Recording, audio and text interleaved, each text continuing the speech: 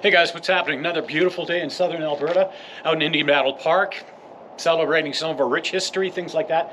Just in some respects, I'm using it as a way to charge myself up. I recently took on a couple of new clients. One of the clients, stage 4 cancer, has stopped taking treatment for it, and has basically reconcile the fact that that they are going to pass, maybe the next year, maybe the next month, who knows. So they give me a shout and they say, hey, listen, you still do hypnosis, right? I'm like, yeah. He says, can hypnosis help me with my pain? I don't want to keep going up in the fentanyl and the other drugs that they're giving me. I want to be able to feel things. I don't want to be constipated all the time, and I also don't want to have the pain all the time.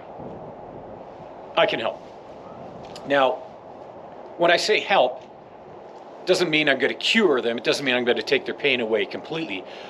What it means is I'm going to show them some great techniques, and what they do with that, what unconscious resources they make available to that, will be what they make available to it, okay?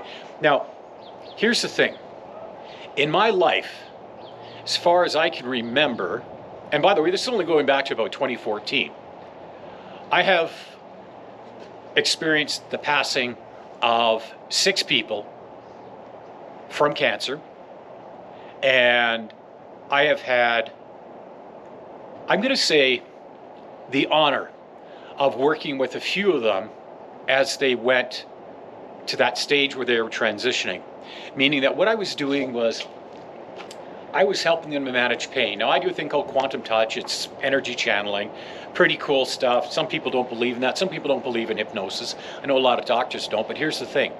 We all have a creative side. So when I work with clients who are, basically having that challenge with pain, and I mean, this is nothing to compare, but from my own experience, now I know people who have dealt with this for years and years, and like a decade. I mean, I had chronic Achilles tendon pain. I'd injured it, re-injured it, and there were times I got tired of the pain. And I marvel at the indomitable spirit of some of these people and how they have the ability to push through, to go through chemo after chemo, radiation after radiation, and still be active in family events. And then as you get into later stages, you're in bed, you're at home, you're in an extended healthcare facility, all of these things. That's where, not going to say unfortunately, that's where fortunately I get to connect with them to, and it's going to sound strange, but to go with them on that final leg of their journey, their transition. Now, for me, honestly, I'm a bit of a softie, so, a lot of times when I go through these, I develop a real connection with them, and it really, really has an impact on me, as many of them do for you too. It brings a guy down. It brings a person down, and well, it should, However, I make it clear to them at the beginning, when we start working together, I say, listen, I'm not going to say sorry for you. I'm going to tell you this. In the final days, weeks, months, whatever, you have a unique perspective that you can share with people. You have this amazing experience of being able to appreciate life where others may take it for granted, where others may take it away. You have this unique perspective that you can share with other people. That's a positive way of looking at it. So I'm not going to say, I feel sorry for you. I'm not going to say that. I'm going to say, listen, I appreciate you reaching out to me. Where are you on your journey, and how may I be able to help? And the first thing is, I want to feel more comfortable. I want to feel less pain. I'm on, 150 micrograms of fentanyl a day, 75 a day, every single day. I'm on, 700 milligrams of oxycodone, and I can't go to the bathroom. I'm in bed 18 hours a day. The pain is just running my life. Okay, so the pain body. How can I help with that? Yeah, how can you help with that? Well, as a hypnotherapist, as somebody who helps people access unconscious resources, here's how I can help them. very simply, very complexly. I help them to learn how to focus and to access that creative side. And you think about it. People say, and I've heard this from doctors, I've heard this from the cancer clinic, and they say, well, we don't really understand how hypnosis works, and we're just going to keep with our program of creative visualization. What? Creative visualization? Same thing. You got to get focused, you got to access your creative side, you got to get the imagination going, and you have to imagine something like these little things, white blood cells, going in and eating up the cancer and things like that, and just going all over it, bump, bump, bump, bump, bump, bump. Great. That is perfect. I use that in hypnosis as well. I use that for my clients as well, but I also use a number of other techniques. Now, I'm going to share a couple of things with you. The approach that I use has been fantastically successful, okay? Here's why. Because of the connection that I establish with my clients, and because of where my clients are and how wonderfully open they are to the things that I can show them. Okay, now that's an oversimplification, but here's the thing. When I go to work with a client, and like I said, I've taken on some new clients, I teach them first a couple of things. After we develop that rapport, because it's very important, I want them to know that we're on the same page and that I'm okay being with them on their final journey of self-discovery. I'm okay being with them and sharing really cool stuff with them. I'm okay with that. As hard as it may be for them and for me and their family, I go with them on that journey. The reason I go with them is because they honored me by reaching out to me. And I look at the skill set I have. Why do I have it, if not to help people like that in this particular stage of life? Here's a couple of simple things. Finger touch. Now, I use this a lot in everything from managing cravings to refocusing the mind and in pain as well. And this finger touch is a very simple thing.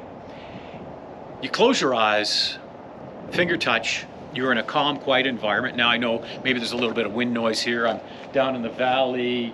The leaves are just starting to come out on some of the bushes and stuff like that. In the next couple of weeks, it's going to be absolutely amazing. But I thought, you know what, let's go down here and do this again. I did one yesterday as well, or the other day. And I enjoy reaching out and connecting in this open format, in nature, okay? Spring is a transition. It is a time where we can renew our thought processes and move forward. It's a time of change. And I find for myself, this is where things really happen. This is where I start getting these interesting clients. Now, why that is, it's manifesting. I love to help people. It gives me purpose. And it's not to say that, oh yeah, I want to be involved in this, this, and this. It is to say that I love to help people. And whether it's a friend of a friend or a long-time friend of mine, or family member, somebody's family member that connected with me a decade ago, 2 decades, 3 decades ago, something like that. I love showing them these techniques to bring it around full circle. This finger touch. Did you know that when you're in a very relaxed mind state and a focused mind state, our minds, we don't multitask. People who say they multitask, no, they're full of it. They don't multitask, they switch back and forth. And studies have shown that this is one of the reasons why you don't text and drive at the same time, because you can only concentrate on one thing at a time. So if you're looking at your phone, you're not looking at the road. It's switch, switch, switch. Now, when you're in chronic pain, when you can get the breath to slow down and the mind to get out of the pain body by focusing on a simple finger touch, like this. When you can get them to do that, all of a sudden there's a huge change, okay? May take a while, may take a lot of training, may happen instantaneously. Here's the thing. That finger touch, coupled with somebody's favorite number. So say, for example, if it was me, I know I wear a lot of black, but I really like blue. And I'm not offended by pink either. You know, on a bright day, put on a pink shirt and go for a walk, stuff like that. Hey, I just have a lot of black in my wardrobe just because of what I do professionally, okay? Now, think of this. If my number is the number 11, number 13, whatever. My favorite color is blue. All I have to do is touch my fingers and thumb together like this, think of my favorite number, and color my favorite number in that number. Very simple thing. Wonderful thing. Keep checking to make sure there's nobody coming up behind me. Don't want to, offend anyone. Favorite color, favorite number. Okay, finger touch. Close your eyes, nice deep breath in. Has a wonderfully calming effect, because what you're doing now is you're taking your conscious faculties and your subconscious faculties of your mind, and you're moving away from the pain body, instead of focusing on the pain, to be able to focus on the finger touch. Now, for some people, it's really hard to get out of that pain body thing where your mind is involved in the pain, and it becomes your focus. Much like learning how to play the piano or the guitar or anything like that, it's oftentimes easier, or a lot of times, most of the times, easier to have somebody show you how to do it, to walk you through it. The rhythm, the visualization, the feedback. And it doesn't matter whether I'm sitting here with somebody like this, or if I'm with them online, if I'm doing it through video, online chat, stuff like that. The results are the same. You allow that calmness to get into the mind, and then you see where it leads. And in my perspective, what I do is I find out where they're at with it. What's standing in the way of you being able to focus and make that happen? Once I know that, then I'm in a better position to give them more feedback. Okay, do this. Now, I'll give you a case in point. I was working with a massage therapist one time, and she swore up and down, yeah, I can't get hypnotized, and I've got this pain in my back from leaning over my clients all the time. And I said, oh, well, I'll do this. She said, well, it's not working. I'm like, you're right, it's not working this way. Okay, so you're a massage therapist. Yeah. I said, okay, so when your clients lie down, and maybe they're lying down on the front and you're working on their back, how do you talk to them? Do you talk to them really fast and energetic? She says, no. I talk to them nice and calmly, ask them how their day is going, and if they're a repeat client of mine, where they're going with this, that, or the next thing, how's the family going? Oh, so you talk to them in a very calm, relaxed way. She said, yeah. I said, okay, well, imagine this. I'm your massage therapist. I'm going to talk to you in the same way. The only difference is I'm not going to touch you. I'm just going to guide you through it. And you close your eyes. You place your hands on your lap, and you relax. I'm going to count from 10 down to 1. As I count from 10 down to 1, just let your mind focus on the sound of my voice. Let your body relax deeper and deeper. And we begin that journey from 10 down to 1. Like that. She's under. Find a way to connect.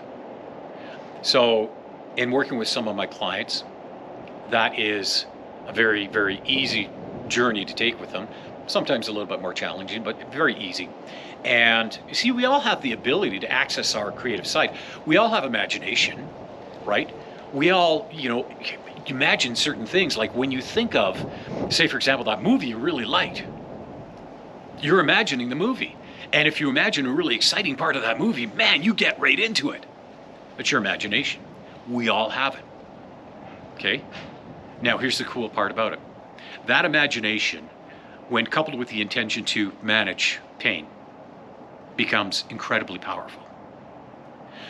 So in working with my clients on their journey, in the final days, weeks, months, I might talk to them once or twice a week.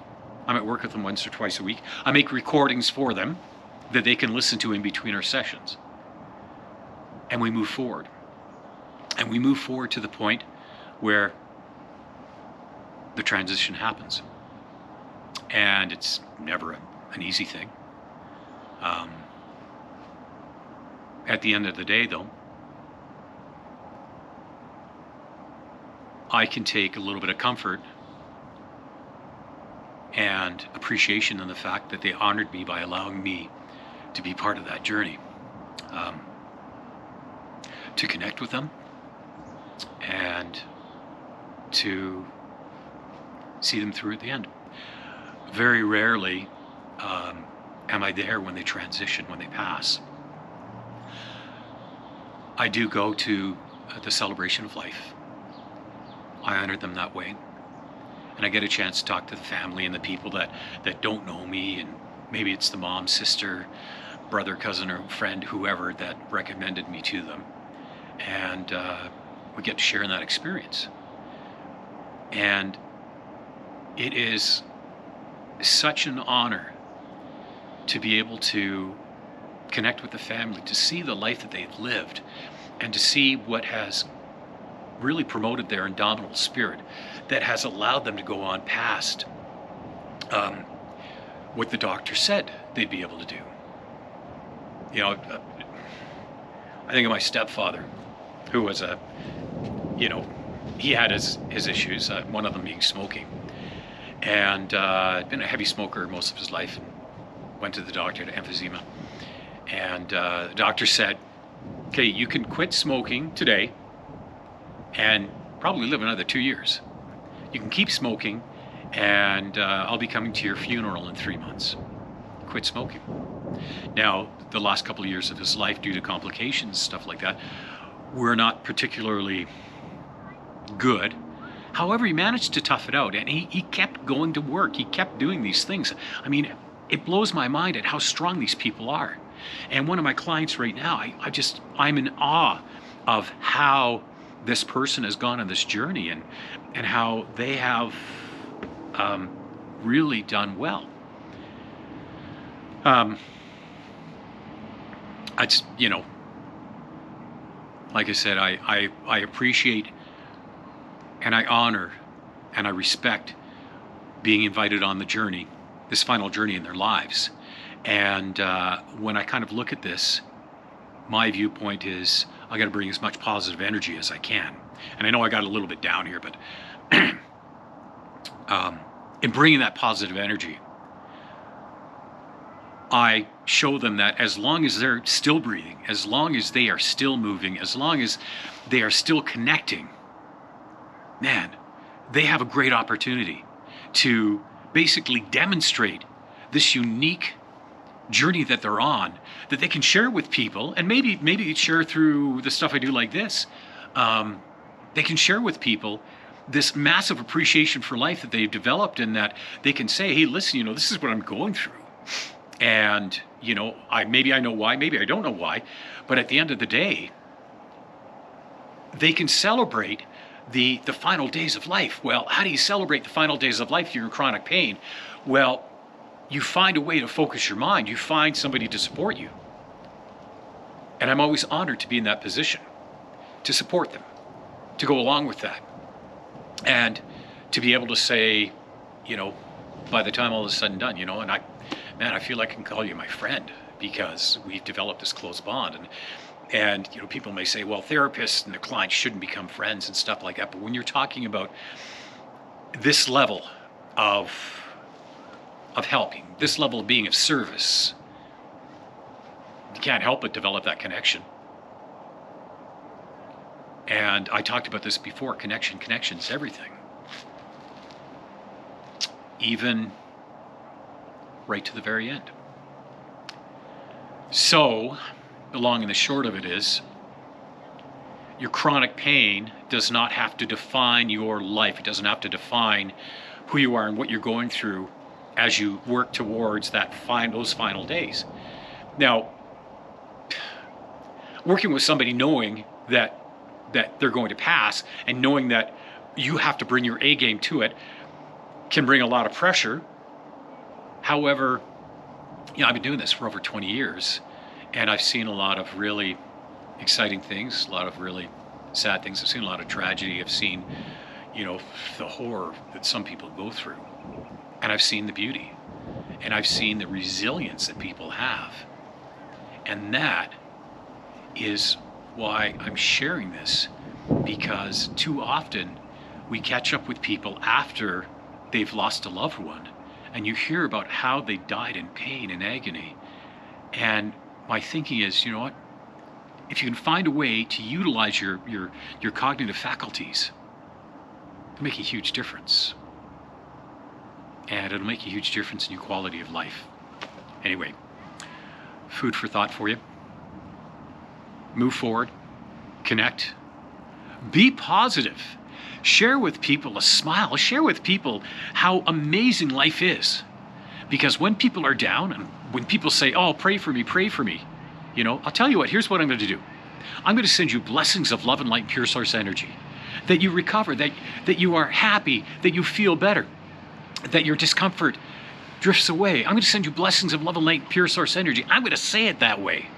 And I'm going to tell them, hey, listen, I'm not going to pray for you. I'm going to send you blessings. I'm going to send you positive energy. I'm going to send you positive vibes. And guess what?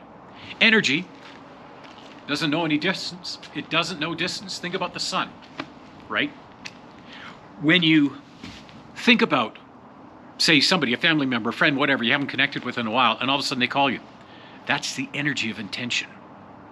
Set your intention. Be positive. Connect with those people in a positive way. Okay, we'll catch up soon. I'll have more about this. Still going to go back to self-image as well with some presentations coming up. That said, have yourself an amazing day. Keep these thoughts in mind and just get out there and just be amazing. We'll catch up soon.